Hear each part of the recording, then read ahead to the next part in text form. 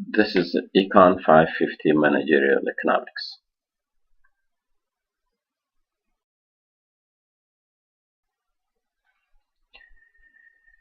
Hello class, let me introduce myself. My name is Saad Khalil. I hope to know each one of you as we progress in this course. Let me give you some background on my education and professional and work experience. I did my graduate studies at the University of Colorado, where I obtained a master's and a doctoral degree in economics. I majored in econometrics and economic development. Econometrics is a branch of economics that applies mathematical and statistical techniques to study economic problems and to make forecasts, whereas economic development is a branch of economics that addresses issues of economic growth and sustainable development. On my professional work experience, my teaching career began in 1985 when I was hired as a teaching assistant during my graduate studies at the University of Colorado in Boulder. I was later promoted to graduate instructor after I obtained the master's degree. Subsequent to the successful completion of the doctoral program, the university hired me as a visiting lecturer in 1990. I started working for Strayer University in 1992 as an adjunct professor. I was later hired as a full-time professor in 1997. In 2003, I was promoted to campus dean and was tasked to work with an advanced executive Strayer University team to establish and head the Delaware County campus in Pennsylvania. In 2007, I joined the online faculty at Strayer University as an adjunct professor. My career also includes working as an international economic development expert. I spent 11 years providing expert advice on strategic development issues in the Middle East, where I worked with high-level government executives and technical teams from the World Bank, the United Nations, and international consulting firms on various development projects in the region.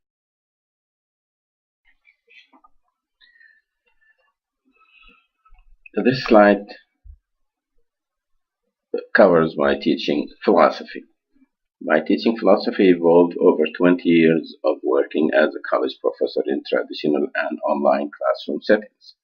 The philosophy uses a dynamic approach that responds to change in exogenous and endogenous factors influencing higher education and ultimately shaping how learning is managed and delivered. This philosophy is composed of the following elements.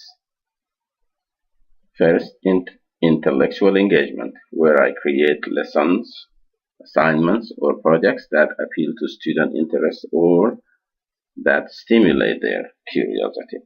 Second, collaborative team engagement. Students are paired or grouped to work collaboratively on projects. Third, technology use. An integral part of my teaching practice is the use of technology in teaching and learning. Advances in technology have decoupled learning experience from the limitations of traditional physical bounds. Students are provided a variety of learning resources through multimedia, video, websites, etc. An important ingredient or element is the inclusiveness approach. Classrooms today, whether online or traditional, are diverse in terms of gender, race, ethnicity, religion, personal preference, cognitive and physical abilities, and cultural backgrounds. Because I have a passion and a strong drive for teaching, my strategy in class has always been to turn these differences into a valuable source of learning opportunities. For example, I provide students with learning disabilities lead time to submit assignments and more time to complete their tests. I proactively engage those students who are falling behind in terms of attendance, missed assignments, or with low test scores. The students often appreciated these forms of engagement as they help them improve their performance and encourage them to refocus on learning the course material. Following are some of the learning activities that reflect my teaching approach. Thorough presentation of the lesson in the classroom or online. Encouragement of active participation in class. Assignment of individual projects that emphasize communication skills. Formation of teams to work on specific term projects. Organizing field trips to supplement classroom instruction.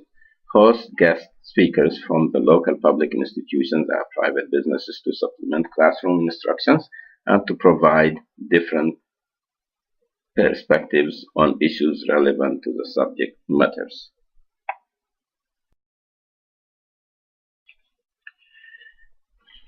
This slide covers the scope and description of the course. This is a course on managerial economics, as the first slide showed. The scope of the course that managerial economics provides management with strategic planning tools that can be used to get a clear perspective of the way the business world works and what can be done to maintain profitability in an ever-changing environment. The description of the course. The course applies a relevant economic theory to develop a framework of analysis and techniques that business managers can use in deciding how to allocate a firm's scarce resources to achieve its objectives. The course uses economic analysis to support business strategy decisions that promote competitiveness in an environment of changing domestic and international market conditions, governmental regulations, trade policies, and resource availability. The course also will systematically analyze how global economic integration affects the production, input sourcing, and pricing decisions of firms operating in different market structures.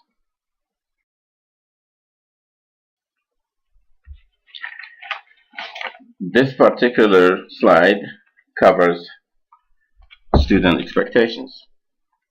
A student enrolled in this class should expect to learn and apply the fundamental analytical tools of managerial economics to real-world managerial decision-making problems.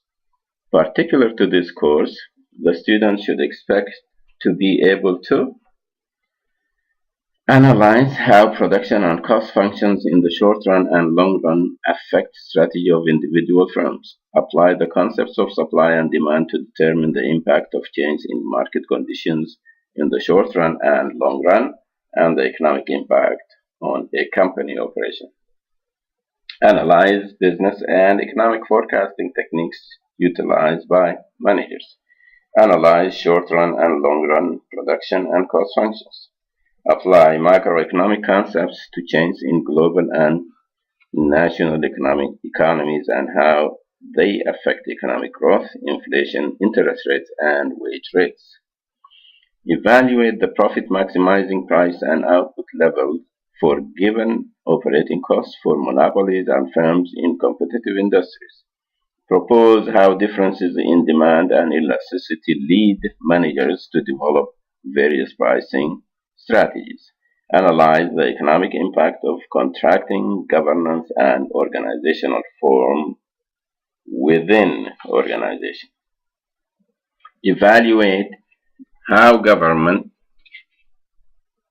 regulation is constraining and or enabling for managerial decisions related to maximizing shareholder wealth. Analyze capital budgeting decisions and the related impact to productivity, cost efficiency, diversification of asset base, and impact to future cash flows of the firm. Use technology and information resources to research issues in managerial economics and globalization. Write clearly and concisely about managerial economics and globalization using proper writing mechanics.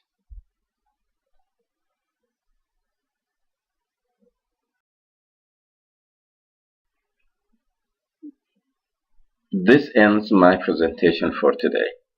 Thank you very much. We have some time for questions and answers, or if you would like, you can shoot me an email at my email address shown on this slide. For a full version of the presentation script, please click on the hyperlink on this slide as well. Thank you again and have a good day.